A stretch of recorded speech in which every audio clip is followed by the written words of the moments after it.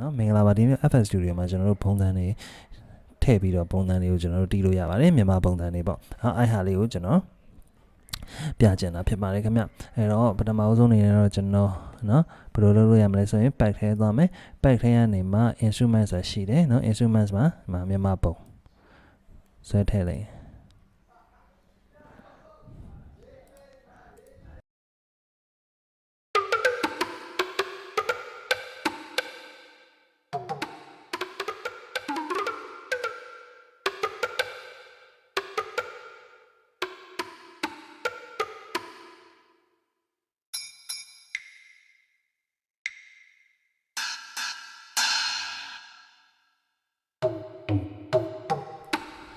မြန်မာပုံတွေကိုကျွန်တော်တို့တီးလို့ရမှာဖြစ်ပါတယ်ခင်ဗျဒီဟာလေးကတော့ကျွန်တော် one shot လေးနဲ့ကျွန်တော်လုပ်ထားတဲ့ဟာလေးပေါ့နော်ဒီမှာဆိုရင်တော့ကျွန်တော်တို့ကဒီပုံစံမှာoctave ကို3ခုစီပေါ့နော်ကျွန်တော်မြန်မာပုံစံတွေပါတော့အရင်တော့ကျွန်တော်မသိဘူးပေါ့နော်အဲ့အတွက်ဟိုမှာဗါလဲရိုးရိုး finger နဲ့တီးတာ index finger နဲ့တီးတာနော်ပြီးရင် break လေးတွေအဲ့လိုမျိုး octave 3ခုခွဲပြီးတော့ထည့်ထားတယ်နော် C1 လောက်ကနေစမယ် C1 ကနေပြီးတော့ဒီမှာ break ပေါ့နော် break ဆိုလို့ရှိရင် C3 တိရှိမယ်နော်ဒါဆို C4 ကနေစရင်နော်ရိုးရိုးပုံ finger နဲ့တီးတဲ့ပုံစံဖြစ်သွားမယ်3 octave ရှိမယ်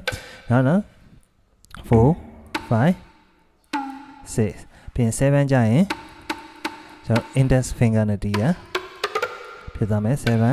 8 9တိရှိမယ်ပြီးသွားလို့ရှိရင်ကျွန်တော်တို့တန်းကြရင်တော့ကျွန်တော် C နဲ့ Y လေးထည့်ထားတယ်နော်ပြီးရင် crash တွေပါမယ်နော်အဲ့လိုတီးလို့ရပါမယ်အဲ့ဒါကိုကျွန်တော်ဗာနဲ့လုပ်လဲဆိုကျွန်တော် drive wave လေးနဲ့ကျွန်တော်လုပ်ထားတယ်မိတ်ဆွေတို့အနေနဲ့ကိုယ့်ဘက်နေကိုကျွန်တော်တို့ drive wave နဲ့အဲ့လိုမျိုး instrument တွေလုပ်လို့အဆင်ပြေတယ်ဆိုလို့ရှိရင်လည်းကိုယ့်ဘက်နေကိုလုပ်လို့ရတယ်တကယ်လို့အဲ့လိုမှမဟုတ်ဘူးဆိုလို့ရှိရင်လည်းကျွန်တော်ဒီဟာလေးကိုကျွန်တော် link လေးပေးထားမယ်အဲ့ link လေးမှာမိတ်ဆွေတို့နဲ့ download ချပြီးတော့သုံးလို့ရမှာဖြစ်ပါတယ်ခင်ဗျအဲ့တော့ကျွန်တော်အဲ့ link လေးကိုကျွန်တော် description မှာပေးထားမှာဖြစ်ပါတယ်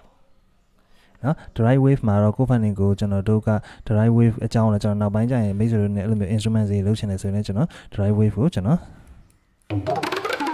ဆက်ပြီးတော့ကျွန်တော်ပြောပြပါမယ်အဲ့တော့မိတ်ဆွေတို့အနေနဲ့ drive wave တွေကိုထည့်ပြီးတော့လဲကျွန်တော်တီးလို့ရအဲ့လိုမှမဟုတ်အလွယ်ဆုံးဆိုလို့ရှိရင်နောက်တစ်ခုဘာလုပ်လို့ရမလဲဆိုရင် FVC ထဲမှာ16 pack ရှိတယ်16 pack ထည့်ပြီးတော့လဲကျွန်တော်တီးချင်လဲကျွန်တော်တို့တီးလို့ရတယ်အဲ့ထဲမှာကျွန်တော်တို့ပုံစံတွေလိုက်ရှာပါဗျာနော်ကိုသုံးတဲ့ပုံစံတွေပါနော်အဲ့ဒါကိုထည့်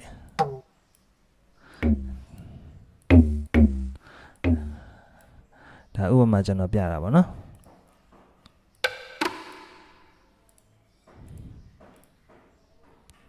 နော်ထည့်ပြီး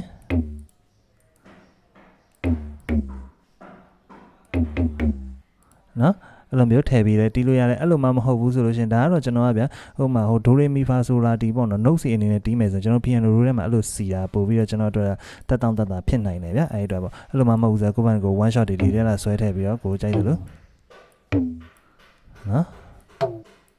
စီလို့လဲရတယ်ဒါကြတော့အဲ့ one shot တွေကအရင်များပြီးဘယ် note ဆက်ဘယ်ဟာမှန်းတကယ်ပြန်စီတဲ့ချိန်ကျရင်ကျွန်တော်တို့က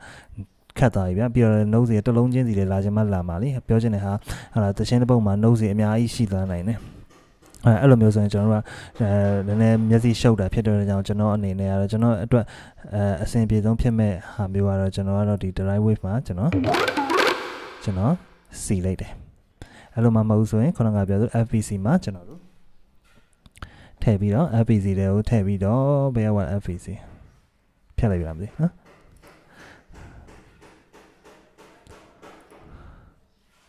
FVC ထဲမှာထည့်ပြီးတော့ကျွန်တော်တို့စီလို့ရနိုင်တယ်